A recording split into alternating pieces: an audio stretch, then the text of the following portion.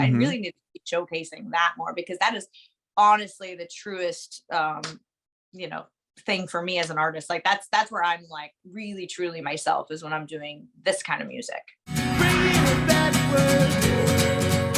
I appreciate you doing this. My name is Adam, and Hey, Adam. this is about you. Hi. Awesome. Thank you. Yeah, thanks for having me. Of course. I can't wait to hear your story. This is about your story and journey in music and how you got to where you are now. And I love the new songs you've been putting out, in the most recent one. And I just watched the video, and oh, cool. yeah. Well, awesome. I love the songs you're putting out with your husband. Them. Oh, nice. And I saw on your Instagram, it just says dogs and cats, like the first thing. A lot of that. Yep. I love it. I love the songs you put out with your husband too. The most recent ones. Yeah, those are beautiful songs. Yeah, thank you. Yeah, those are great. Are you in that? You're in Nashville, correct? Yeah, I live in Nashville. Oh, cool. I just moved here about a year ago, a little over a year ago. Oh, really? Cool. Where'd you move from? San Diego, California. Yeah. I love San Diego, man. I really do. It's great. My wife and I and our two kids, my wife and I were born and raised there. I moved to San Francisco for a little while and then back to San Diego, and we were California our whole life until we moved out here about a year ago in February. So. Oh, wow. Yeah. I love the weather there, and just the beach, everything. Yeah, I love it here, to be honest. Like, I love the changing weather. Yeah, the fact that like my kids saw snow, like legit for, like, I mean, they've seen snow and like in the, little bits in the mountains of California, but not like here. I mean, it just snows out in the front yard. I mean, it was crazy. Right. Yeah, I guess if you're not used to it, it's probably really cool. You're over it. Yeah, my neighbors across the street are from Chicago, and they're like, I thought I moved to a place that doesn't snow. Doesn't have snow. But we love it here. It's amazing. Cool. So you are originally from is this a small town in Louisiana, right? Well, I was born in New Orleans, and I kind of spent half of my growing up time there, and then we moved to Ponchatoula, which is like a suburb of New Orleans. It's small. Yeah. Yeah, because I saw I think it was on Wikipedia, it had like less than 8,000 people. Yeah, it's very small. I was like, whoa. The good thing is New Orleans is close enough to drive, so you're not like, totally in the sticks. That's you at least good. have a city, and it's a really cool city. So. Oh, sure. Okay, so you're close. You'd go into New Orleans all the time. I go into New Orleans all the time, yeah. Okay. Right on. What was it like growing up there? It was in Ponchatoula. Yeah, or New Orleans. I mean, I guess you're close enough. All of it. It was great. Yeah. I didn't realize that we were so like weird, like until you move out. When you move out and you go to a normal city, you're like, oh wow, we're really strange. Like we've got a lot, of things going on. A lot happening. A lot of culture that I didn't realize was not like normal things that people I just thought parades during the day were normal, Yeah, sure. I love the sound. I mean, the music in New Orleans is beautiful. It's amazing. And I can kind of hear that in the new records you've been or at least a new song that you put out. Yeah, that's kind of like the new theme, I guess, for all the new music, is like getting back to like my roots and bringing in like horn players and horn sections and stuff to kind of make it feel like that vibe and authentic. And my really good friend John Jackson is from like up the street where I'm from. We grew up like right down the road from each other, and he we reconnected like later in life. Like didn't even realize we knew each other, but he was like one of my husband's best friends. And so we reconnected, and then we were like sitting there one day and I'm like, wait a minute. I'm like, I think you came to my house when I was a kid with your dad, and we like put all the pieces together, and we're like, whoa. Oh my God, like we totally hung out when we were kids, like just because we were on this like talent show circuit together. That's wild. Yeah, so we kind of pieced it back together, and then now he like plays with Macy Gray. He just did a thing with Will Smith, and he's just like an insane arranger, horn player, keys. And so I called him, and he agreed to put all the horn arrangements on my project. That's awesome. He's like real Louisiana, Is your husband from there as well? No. Oh, okay. He just loves they're best friends. I didn't know if they were like grew up together as well, and then it'd be like even more crazy. Belmont. They met at Belmont. Oh, okay. But yeah, no. Tyler's from Virginia. Okay. By way of, he's kind of moved around a lot because his dad was in the service. So. Oh, okay. Yeah. Nice. Well, how did you get into music originally? I mean, it's like this as a kid, just like didn't really want to do anything else and just started singing like super, super young, as soon as I Mhm. could talk, I was singing and wanted to be, doing talent shows and all the whole thing and put a band together when I was in high school. So I was Wow. doing like I was gigging a lot actually through high school, playing like, bars and then also like festivals and, singing in church and that kind of stuff. And then, yeah, I just kind of decided that's what I wanted to do. Mhm. Were you putting piano lessons or anything like that at an early age? Oh yeah. Okay. I hated it. Dreadful? Okay, Oh, yeah. dreadful. I hated piano lessons. Yeah, I hated that. To be honest, I didn't really enjoy any of my music lessons growing up. I had a choir teacher I really liked when I first started. I was in like junior high and they were bringing me to the high school to sing in the choir Mhm. because they didn't have like enough people, I guess. And It's the a small 8,000 town. town. Yeah, they're like, well, this girl's in junior high, but she sings good. So we're just Right. gonna bust her over during the choir hour. So I That's was doing funny. I started doing that early. So I had a really good choir teacher that I liked. And then he left like right as I got in high school. But yeah, I sang in all parts of the choir. They had me as like, I sang tenor one year just because they didn't have enough boys. So Whoa, whoa. Okay. Well, obviously you're an amazing vocalist. So it's like, well, she's way better probably than everyone else. So we'll just put her around in every or different wherever we piece. can put her, I guess. Yeah. So Yeah, that's funny. funny. So Yeah. obviously you did chorus choir through, your middle school, high school years. You said you were in a band. What was your band? Like, what did you guys sound like? And It was me, but it was like I had this, it was like literally me and like four like, at the time to me, very old men, they're like in their They- early 20s.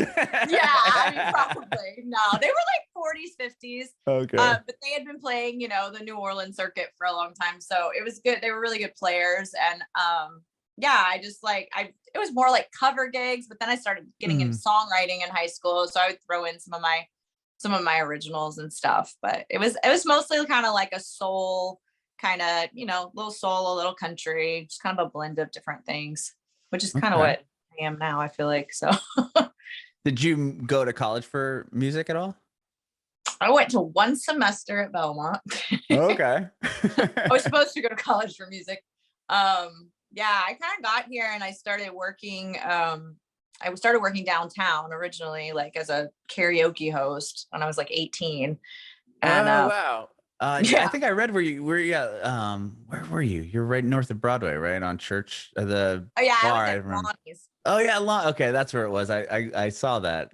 Uh, Yeah, did you like working there? I've never been there, but I've heard like that it's really like a cool thing. it's cool. Yeah, I enjoyed it. I remember going in there like when I just got to town and I met this girl, and she was kind of wild, but she was older than me. And she Hmm. was like, hey, she was like, you just got to town, you need a job. And I was like, yeah. So she like, she's like, follow me into this alley. And I'm just like, okay. Like, oh, So what is 18. this job? Yeah, what is this job? And it kind of looked like Printer's Alley. It's funny that I ended up there because Printer's Alley is really like the part of Nashville that actually looks like New Orleans. So it's like It's a this little cool like, spot. yeah, it's a really cool spot. It's changed a lot. It's very developed now, but at the time it was just like all these old rundown bars, but like, the cobblestone and the whole thing. And I was like, oh, this is cool. This was like home to me. Hmm. And so she was like, yeah, come in here, meet Lonnie. So I met Lonnie. And then I'm sitting there and I'm like, oh my gosh, this is like an episode or it's like the movie Coyote Ugly. Like there's girls all in the bar singing and then like, trying to make tips. And I was like, okay, well, this seems, at 18, I thought that was going to be really fun. Sure. Like, sign me up. I can do this and make money. Great. So, yeah, I just got Lonnie's like, can you sing? And I was like, yeah. And I was like, it was literally like a movie. He was like, well, get up and sing and I'll give you a job. And I was like, okay. So I just got up and sang and he gave me a job and yeah. What'd you sing? Do you remember? God, that's a good question. I'm trying to remember. Oh God, I don't remember. I used to do Susan Tedeschi. It hurt so bad a lot. I remember Okay. doing that. I used to do that one. I did a version of Steamroller. That was kind of my own version. Okay. But a lot of like real singing stuff I would do just to make tips. Sure. What did you hosted, right? Karaoke night? Yeah. So was Yeah. that kind of fun? Like I'd imagine you have to go, get on the mic quite a bit and bring people up Mhm. and orchestrate the whole thing. Did Mhm. that help with, being like stage Yeah. presence and stuff, or was that It something you was already kind of different had? because like I was so used to being like I had been in a band at that point for like I guess 5 years or something, like Hmm. all through like from the time I was like 13 to 18. So Hmm. I was used to having like support and backup, I guess. And then when you do the karaoke thing, it's like you don't have anybody else on stage with you. So Hmm. I feel like I did learn a lot just like having to be up there and talk and like entertain people without any assistance, you know? Sure. Um, well, I don't want to stay long in this at all. I'm just curious because I know it's part of your story with Can You Duet? I mean, obviously you're on the show, and then that was with your band Steel Magnolia. And Yeah. what was it like? Just kind of like, how did you get on that show? Like, how did that work? And then we'll Yeah. move along. Oh, it's fine. It's fine. Well, Okay, I didn't know if I it's a met my weird thing. ex in Printer's Alley at karaoke. Like he came in and sang, and that's how we met. So Oh, okay. it's a good segue. But yeah, we met. We started dating before we were doing music together. He had like a 3-piece rock band, and I was kind of trying to do the country thing, and so we were kind of doing different things. And then we Hmm. started writing together, and the songs were more. I mean, really, the thing we kind of started doing as Steel Magnolia was like indie rock. Like we ended up in London recording with this Wow. producer who produced like has since like produced Adele. At the same time, he was producing James Morrison. And Wow. so we were over there when I was like, I mean, I must have been like 20 years old, 21. That must have But been a pretty cool, oh, it was experience, like crazy. Like we rock went star with experience. nothing. I was crazy. Like we had this crazy manager. I know this is a lot of information, but No, I never tell this is these what I stories. love. So This is what I love, but I just didn't want to pry at you. no, we had this guy we met, through I don't even know how we met this guy, but he was from London, and he had managed some bigger bands back in the day. And so we're like, oh cool, like our first big opportunity. And we met this guy, and he's like, I want to send you over to London. And he's like, this guy owes me a favor. And we're like, oh, okay, cool. And so we just go over there. I mean, with no money, like no money. Like we ate Subway every day in London, like because that was it. And he's like, and they put us up it was like an apartment above a bar that his friend owned, and they were having like illegal poker ring like downstairs every night. And the guy who picked Doesn't us up sound from the sketchy. airport picked us up in a Bentley with like, I mean, a full fur rings. Okay, I'm not even like registering that like this is weird at all. And my ex is like, I think he's like in the mob. And I'm like, Or a pimp or oh. something. And then we're like favors. And then we find out while we're there that our manager had been in Spanish prison for 4 years, and that he was in the mob. And it was a Wow. crazy, but we got some good recordings out. That's good. But yeah, that was kind of how, I mean, that was kind of how we started. And then Okay. we broke up with that manager, and we're like, what are we going to do next? And we got, I working downtown at, Lonnie's, I met some guys who were doing the production on Can You Duet.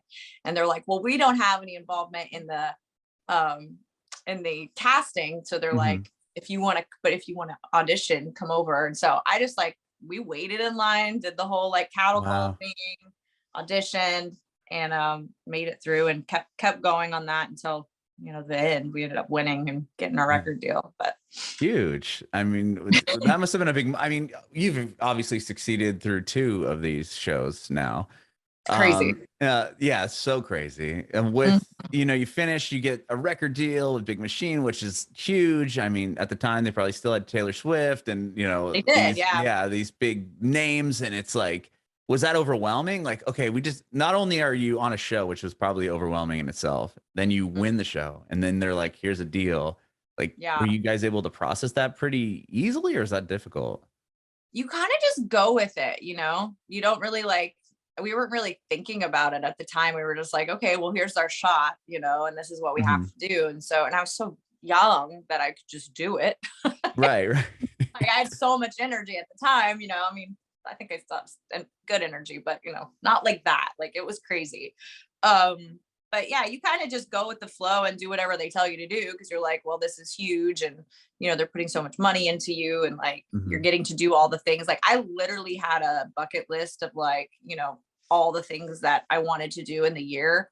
I mean, not even in a year. I think I had like written it as like my life goals, and like I ended up checking all the boxes within a year. Wow. Just like everything I wanted to do. Like I wanted to play the Opry. I wanted to play at Titan Stadium. I wanted to like be on Letterman. Like all these things I did within 1 year, just kind of just, and it was always an out of body experience, because it's like, you're just going so hard that you're not really like, I was so tired. I wasn't as present as I probably would have liked to have been. But yeah, I mean, it was awesome. And then it was also like, there was that whole like crazy, like, oh God, am I even like enjoying this really kind of feeling as well, Sure. Do you remember writing that list? Like, when did you write that list? Was it the show? I wrote it like right before Can You Duet? Oh, Yeah. wow.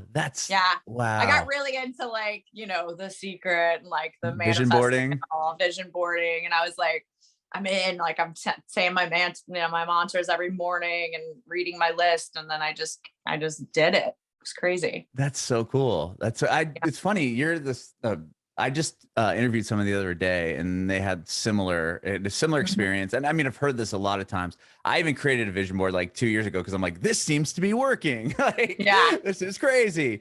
But I don't. And I talked to somebody that isn't way into numerology, and I've brought this up twice now. But do you know anything about numerology?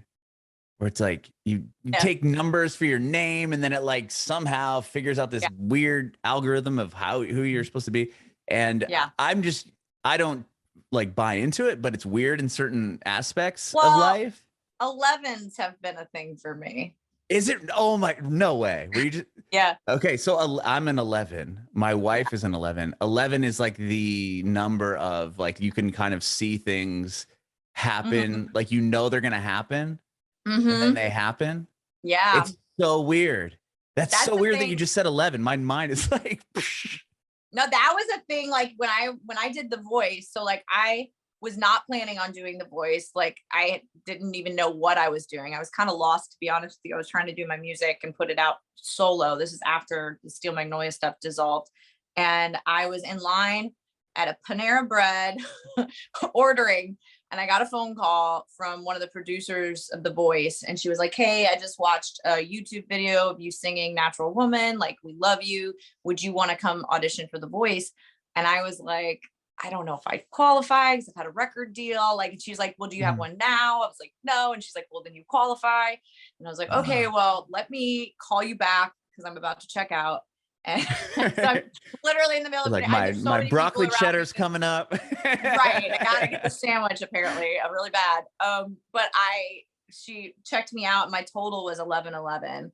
And I was like, maybe I should go, because I have it tattooed on my neck. It's like a thing. Do you really? Whoa. Yeah. Okay. Do you know that, are you an 11 when it comes to the numerology thing? I don't even know. You should look it up. I just know that like my friend Julie, I write a lot of songs with, like that. So it was a thing for her. And then I started seeing it, and I'd go to the gas station and I'm thinking about something, and then my total would just stop at 1111. And it was like, my gas tank wasn't even full, like crazy stuff like that. It was just like signs, So I kind of just always take it as a sign that like, it's the right thing to do. Like I need to move on that track. And so I called her back, and that was on like a Thursday, and she's like, okay, we're going to fly you out Tuesday, and I just went. And I wasn't really, I didn't know. I was like, oh God, what am I doing? But I just did it, I'd be so curious if you did that test, if you were an 11 also. Like it would be way too weird. I'd be like, are we like in some simulation here? Like, what is going on? Oh, wow. Okay. So Steel Magnolia ended up, you guys broke up, or you went in your solo career. And how many years passed between that and then getting the voice call? Well, we broke up, and actually we broke up while we were in the middle of touring. So we were actually supposed to be going out with Reba in like 2 weeks to open. Oh, wow. Yeah. And my ex, he had some substance abuse issues. And so he ended up going to rehab. And Scott's like, okay, well, you're still going to do the tour, Scott Borchetta. And I'm like, great. How am I going to do this? I'm like, I'm just heartbroken in the middle of like the worst time of my life, like just so gutted. And I'm like, okay, great. Now I have to go do this by myself. While he's in rehab. And I ended up calling a friend, James Otto, who was a country singer. So he real soulful, great voice. So he came out and did a few songs with me, and then I did the rest of the show. But so that was helpful. But I mean, it was brutal, like going through that and having to get on stage every night. And then at the time, like we were kind of at the height of our career where we had like, at a top 5 single on country radio. And so people are like actually talking about the fact that he's in rehab, and E-News and all these things. And so I was doing these shows every night, and then I'd have to go out and do meet and greets and talk to people and smile. And I was just, and I was so, I was like 23 years old or something, 24. So it was, it was hard. That part was really, really hard. And once I was done with that, we ended up, leaving our deal. And we were gonna just end the whole thing and not tour anymore. And then I think about a few months passed, and we were like, okay, like we need money. Like we have to get back out and tour. So we went back out together for, I don't know, maybe a year of dates. And then I finally had to make that decision. Like, okay, if I want to have a solo career, if I want to like break away from this like toxic thing, because it was very, even at once we were so toxic. I was like, I have to make that hard decision and just do it. And so, yeah, I think we played our last gig was like a cruise ship gig, which is kind of a cool way to go out. That is cool. Yeah, for sure. Yeah, so we did that. And then when we got back, I was like, I made that decision. And then there was like, I mean, I don't know, maybe a year that passed where I was like, what did I do? Like, was this the right decision? Cause I'm just like trying to, nobody knows me. They know the band, And so I'm trying to figure out how I'm going to have a career now with no support. And like, I'm not on Big Machine anymore. I don't have the luxury of like having these insane budgets, but I'm still trying to do everything at that level, which is really hard as an indie artist, when you have, especially when you're like in your 20s and at that time, I don't think I had a job. I think I was just trying to do like little gigs to make money, So it was a struggle, but I think it was probably a year or two after we broke up that I got that call to do The Voice. Like when we really broke up. Right. And I just was like, what am I doing? Why not? Like there's part of me that was very apprehensive about it. Cause I'm like, I already had a career. People know who I am. If I go on there and I don't get a chair, like my career's probably over. Right. That's probably the end of it. That's like in my head. That's what I'm thinking. Cause I'd had friends that had gone on who had record deals and didn't get a chair. Didn't get anybody to turn around. Yeah. So. That's such a weird thing. Obviously it shouldn't dictate how your career can continue, but I would imagine it would be very like heartbreaking to be like, oh, obviously I don't have this or whatever. If you were like a new artist that no one had ever heard of, like, I don't think it would be that big a deal. Cause it's just like, okay, whatever, I'll try again. But if you had hits on the radio, I feel like it's like, okay, like, you think it would just be like, yeah, you should make it through, right? Yeah, right. Wow. Right. And I would think like even just going and doing that tour after, he had gone into treatment and having to do the meet and greets and probably magazines and all these people you have so much attention just asking you constantly about that. Like, blah, blah, blah. And you're like, oh my gosh, like, how do I answer this stupid question for the 10 millionth time? Like, I would bet that had to just be so draining. It was I really felt like I had the weight of the world like on my shoulders at that time. I think I was really, really exhausted and just emotionally and physically, everything. I was just so tired. I wasn't eating. I was going through like that, you just go through this terrible breakup in your like 20s with the person that you think you're like so in love with, that's your soulmate. It was like that, but like I didn't have the luxury of just like going to my bedroom for 2 weeks and crying. Like I had to like go out, smile on and perform and be on constantly. Right. And so it was really, really hard. It was really, really hard. It was probably good for me though, because I wouldn't have thought like I could do that until you just have to do it. And then you're like, okay, well, I'm a bad bitch. Yeah, for sure. Yeah, right. And then so you move on to you get on The Voice, you make it past the chair, you get on for you choose Pharrell Williams, I think, right? Was Yeah, I your picked which is awesome. And then you do what, the battle, and then you didn't win, but then Blake Shelton pulls you back. Like, tell me that a little real quick. I mean, you don't have to Yeah, spend too no, long that on it, was but it I'm was just curious. interesting. I went on wanting to be on Pharrell's team, and then they waited obviously till the last freaking note of my blind audition to turn around, which was terrifying. But but I got 3 chairs. I picked Pharrell, and then yeah, and then I ended up not winning the battle, and I got 3 people who wanted to steal. I was Christina Aguilera, Adam Levine, and Blake all were trying to steal me, and I was like, you know what, I'm gonna go with Blake, because he's just a good dude. Sure. You just know he's a good person, and like he'll take care of you, and I don't know, it just felt like the right thing to do.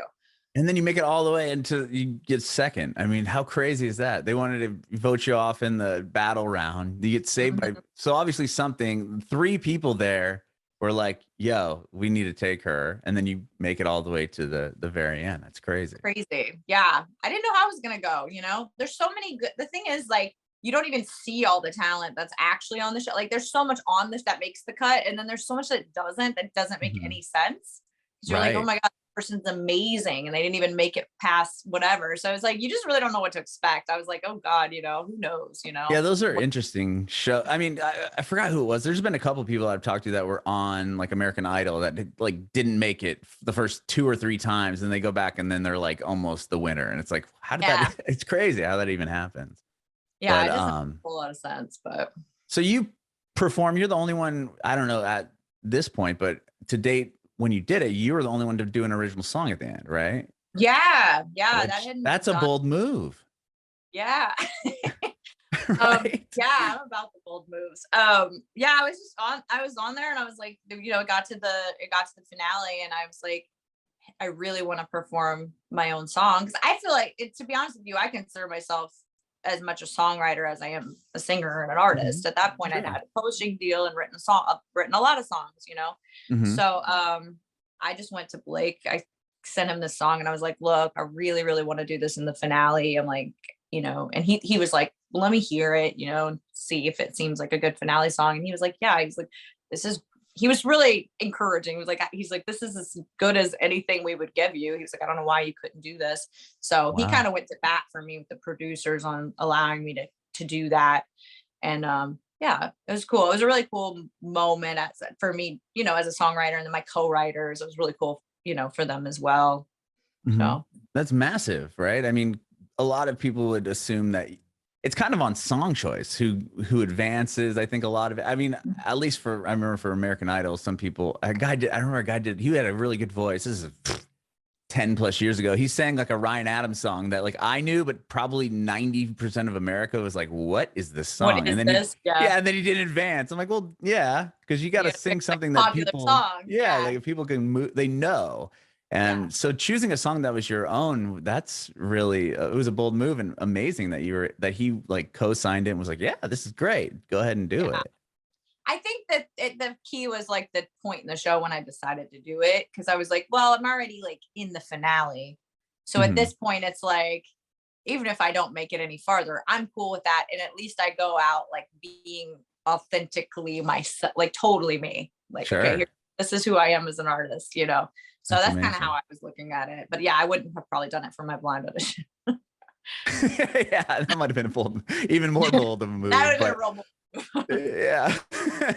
So after the show, you just go back and hit the pavement writing more and more songs? Is that kind of what happened? Yeah, I kind of, before I had gone out there, I was working on an EP. And so I had that pretty much in the bag, like done, ready to go. So that was kind of my goal, was to get my EP out as soon as I could after the show ended. Because I feel like a lot of people, A, my goal was to not win. B, my goal was to not get the record deal. Oh, and then that's smart. My goal was to put out my own music independently. And so, and I do think that is the luxury of being like a little bit older and having been in the music industry, that I kind of knew all of those things. A lot of people go in there and they're like 16 and they just are like, oh, this is the greatest thing ever. I get to like be on this show. And they don't think about like the fact that they shelve all the artists that they sign, and they don't put Mhm. any music out. And then it's just becomes this thing where you're just sitting and waiting and nothing happens. And so it wasn't the deal that I wanted. And it also, they have that option. They can sign you, like, I think they have like 6 weeks to sign you after the show Can, ends. can you deny the offer or No, no? you sign it at the beginning. So it's Oh, up to wow. them if they want to option it or not. And so it was funny because my husband, now my husband, was my boyfriend at the time. We were like Uh-huh. coming up with ideas. We're like, just tell them you're pregnant. So tell me you gotta go Yeah. to rehab. They won't want to sign you. It's cool. Just tell me you have a drug Whoa. problem. Something, Yeah. just any reason to get them to not want to deal with me. That's But nuts. I didn't realize that do they sign probably everybody, or do they sign everyone that's in a certain, makes it to a certain level? they sign anybody in the top 10 who's 16 years old. Really? Or my Wow. they did. Yeah. So Yeah. I was 29. I think they weren't interested. You're like, she, perfect. she can go. And I'm like, great. So I put my EP out and it ended up like, I mean, I sold a lot like the first week because that was like right after the show. Uh-huh. So it was great. Like I think Bold I Like hit a a Lion is the record yeah. that, yeah, okay. Well, no, it was Believer. It was Oh, a EP Believer. called Believer. Yeah, I think it was like 5 or 6 songs. And Okay. I think I landed at like number 3 on the overall iTunes chart, and the number 1 country Whoa. was super cool. Yeah, so it was great. It was a great release to be independent, but it was like Hmm. it's because I did it right on the heels of the show. Brilliant move. I mean, Thanks. right? Yeah. It's like, okay, I have the attention now and I don't have to deal with this record label. I'm going to just do this on my own. And people are paying attention because I just came off the show at number 2, or yeah, that's awesome. Did you Yeah. tour the record as well and just kind of Mhm. keep Yeah, keep the I momentum going? I had an agent, and I went and that was the other thing. I was making moves. Like I wasn't like waiting for the show to end. I was like taking Mhm. meetings and doing things in between the times when we were flying to LA and back. So when I was coming back, I was working on this EP, and then I was also like taking meetings with CAA and William Morris, which Mhm. is, I don't know if you're supposed to, but I'm like, I'm not signing anything and they're never gonna Yeah. know. So I just Whatever. did it. I was like, they don't care about you. It's like you have to care about yourself and make moves that are good on your behalf. And so yeah, I even put a single. I probably shouldn't have done this either, but I even put a song out right before I signed the contract because I knew I was going out there. And the Highway Sirius XM was playing it all through my time on the phone. Whoa. Totally probably against the rules as well. But it was before I signed the contract. So I didn't, it was like I didn't agree to that till after. So I was like, well, I can't help it if they already have it and they're playing it. Right, exactly. That's You know. crazy. That's so crazy. So, well, you said your husband now was your boyfriend at the time. Did he help you work on that record? I know he Oh yeah. helped you Yeah. write a lot of the newer songs, even with Bold Like a Lion. Was that something you both worked on together? Yeah, he produced it. And yeah, we've been writing together since we got together, and he's an amazing like producer. He just worked on a Grammy nominated album this year, and does a lot of, I mean, he produces a lot of artists. But That's huge. at the time, I mean, he was like, a touring musician, playing guitar. I think he was playing guitar for like Big and Rich, and then he played with Billy Currington. And so we were apart a lot. Like I was doing my thing and he was doing his thing, and we were trying to figure out how to see each other. Hmm. But yeah, he kind of decided he didn't want to be on the road as much and got into production and just really has done really well with that. Hmm. With But with Bold Like a Lion, that sound changed quite a bit. It was more like a pop Mhm. record, right? Yeah, I just kind of wanted to do something that I could really, really sing on. And Hmm. we just kind of wrote the songs and didn't really try to think so much about like what it was. Just was kind of inspired. I've always loved like girl pop. Hmm. I've always wanted to make a record like that. And so we just kind of went with it and did it. And my friend Julie wrote a lot of the songs with us. She's kind of, she wrote the current single with us too. So Hmm. it's like I've always had a kind of like a team, and we kind of just do our thing. So And that record's still doing stuff, right? I saw that it's on Station 19. Like yeah, it's still it's getting funny. syncs. It's funny how things will just come out like and then like they don't do anything, and then like things will come back like however many, it's probably been 5 or 6 years since that record came out, and then I got a call about, this placement, and yeah, I wasn't even trying to get a placement. It's just like, it's always the Yeah. things I'm not trying to do that work out. So Yeah, that's amazing. And the Queer Eye thing with the theme song, like, was that something that was like I, random, or how did that happen? it's all relationships. Like Mhm. my friend Jen is the executive producer on Queer Eye, but I mean, we were hanging out when she was, still trying to figure out what her next move was, and how, she was gonna what she was gonna do. And I remember her telling me, she was telling us when we stay at their house when we're in LA a lot. She was Mhm. like, yeah, I'm going to bring Queer Eye back. And she was telling us about, the idea for what she was going to do. And I was like, well, that's cool. You wasn't really thinking much about it. I was like, yeah, I didn't really watch that show back in the day, but I'd watch this version that you're telling me about because it sounded really cool. Just the Uh-huh. moral compass of it all. And so she's brilliant, and it worked out great, and it became huge. But yeah, she Mhm. was like, in the beginning, she was like, hey, do you guys want to take a stab at the theme song? And so we were like, cool. We went out, and I mean, we did it. We did it so fast. And I listened back. I was like, oh God, I don't know if this is like, years later, I'm listening back. I'm like, I don't know if this was great, but she came back to us. They passed on it, but they put it as a bumper on an episode. And then this season they came back and they were like, hey, you guys kind of did a cool like country disco version. They were like, we're going to Texas. It makes a lot of sense. They were like, can we use the song? So it kind of just came back around like 4 years later. Wow. That's Yeah. cool though. That's really cool. Okay, so the pandemic happens. Like, where you have a song that came out the morning, obviously in 2020, but where Uh-huh. were you guys at when that happened? And then is that what kind of allowed more time to write the songs that you did write with your husband, the duets on that, and then the new song as well?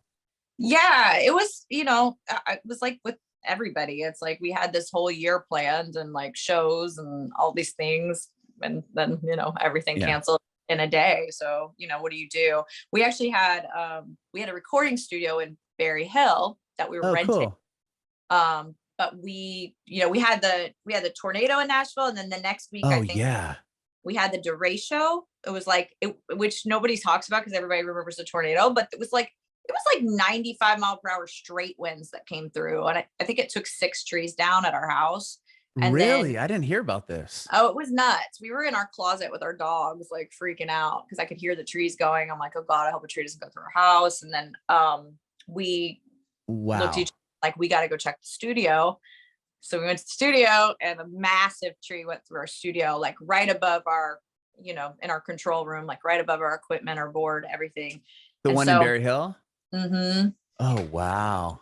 So, and it was a flat roof. So when the tree went through, like all the water that had pooled on top of the roof just Just poured into our equipment, Oh which was my gosh. awful. So, but the pandemic, and this is right when the pandemic started. So it was like all of our business just canceled. All of our equipment is ruined. We have this tree through our studio. And at the time we were like wondering, like, oh God, we just signed this 3-year commercial lease on the studio because we were doing so well and we had a lot of Mhm. business. And we were kind of like, oh God, what are we going to do? We can't pay this rent without making money, you Mhm. know? Um, so we, sorry, I think the UPS man is here. All good. um, so we were like, oh God, give us a sign, what should we do? And then the tree went through the studio, and it was like, well, I guess we're out of our lease, at least, Sure. you know?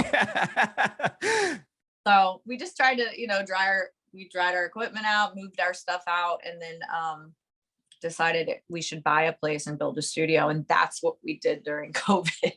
Wow. So you're able to salvage some of the gear?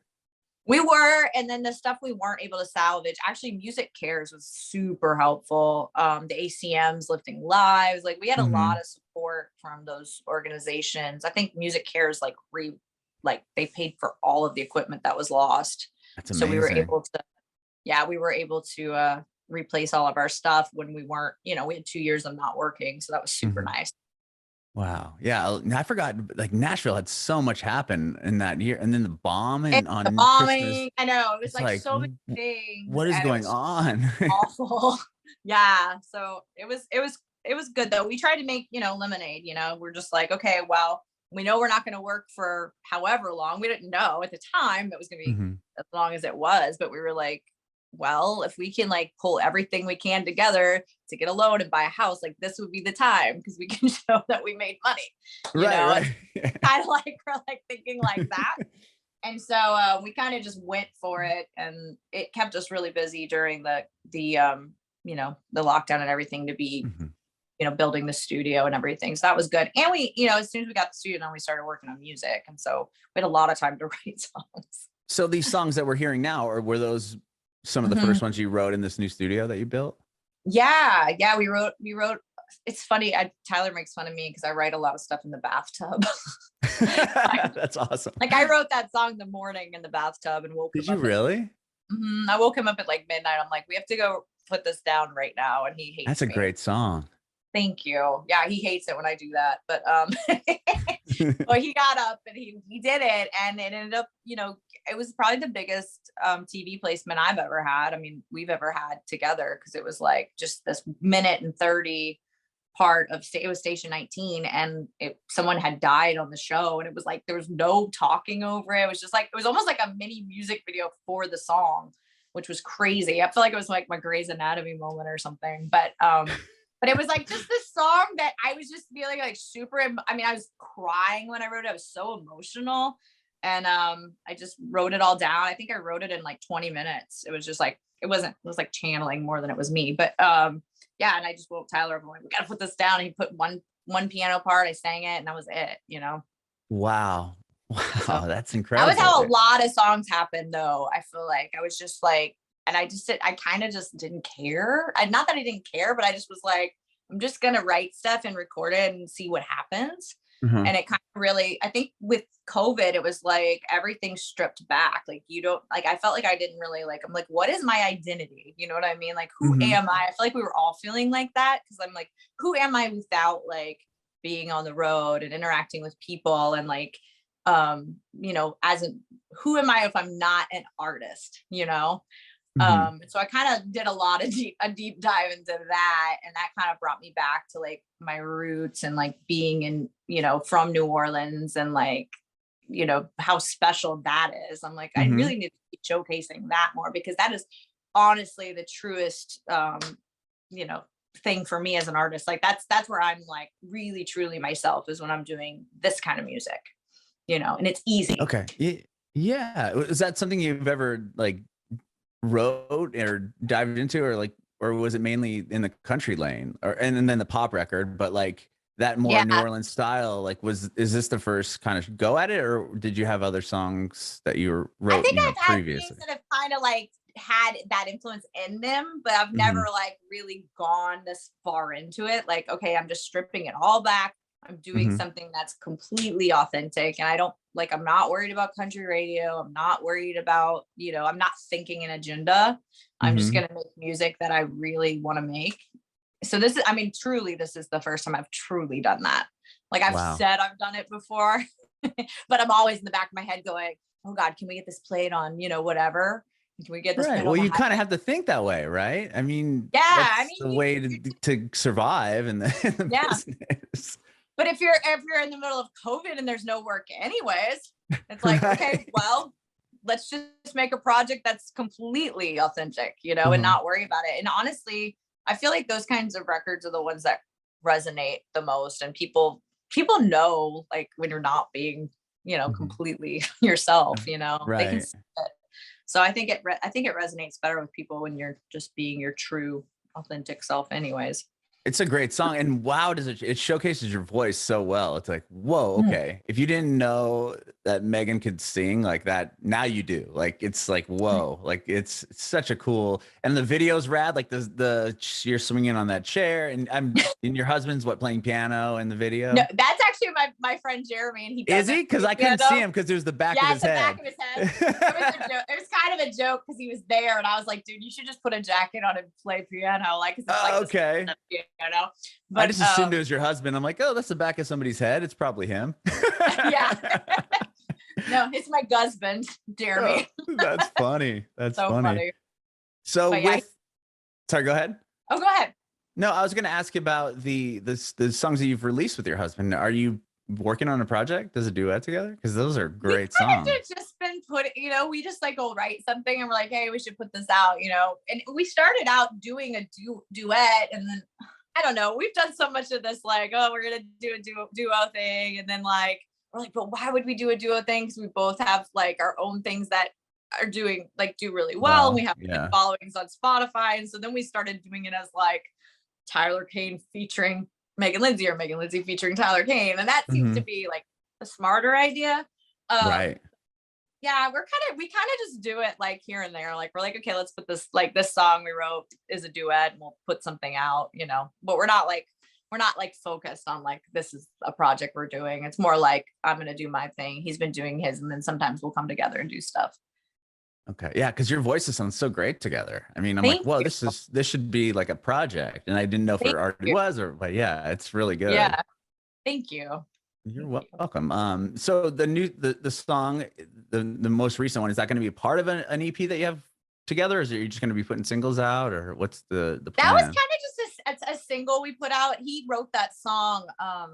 It was Has Anybody Ever Told You? Is that the one you're talking about? I think. No, I'm talking actually, sorry, if you need me, don't. Oh, if you need me, don't. Yeah, okay, yeah. Sorry. No, I know I'm all over the place. That's okay. No, Has Anybody Ever Told You, or If You Need Me, Don't. Oh my gosh. Is that's the single right now, but that is like a part of a bigger project. I'm actually gonna put a full album out at the end of the year. Really? But yeah, I'm gonna have a couple singles and then I think I'm gonna put the album out. But I just have so many songs. I'm like, I have so many songs, and I just have been working on it for like, a year and a half. I'm like, let's just put it on an album. Why not? That's cool, because not a lot of people are doing that anymore. So I respect that. No, and I'm probably stupid for doing it. No.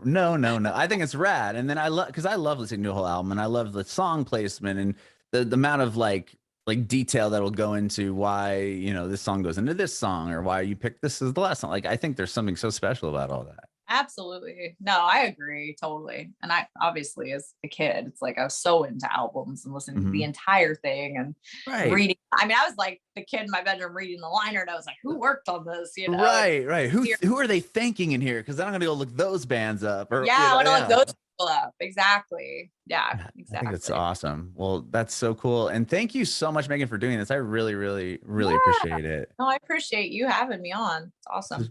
I have one more quick question. I want to know if you have any advice for aspiring artists. I made a lot of mistakes, but I do a program at the Country Music Hall of Fame with high school kids. I actually been doing it a lot lately, where I go, my husband and I both go, and we bring recording equipment, and we write with them, and we record a song with them in like an hour. And they always ask me, they're like, do you have any advice for us? And I think the main thing I always say is to just, so much of this business is relationships and how you treat people. I mean, it sounds cheesy, but it's true. Like, it's like truly every good thing that has ever happened to me was because of a relationship that I made. And it may have been with someone who like wasn't in their position at the time, but they end up in this position. And people want to work with their friends, and they want to help people who are kind. And I feel like that's super, super important.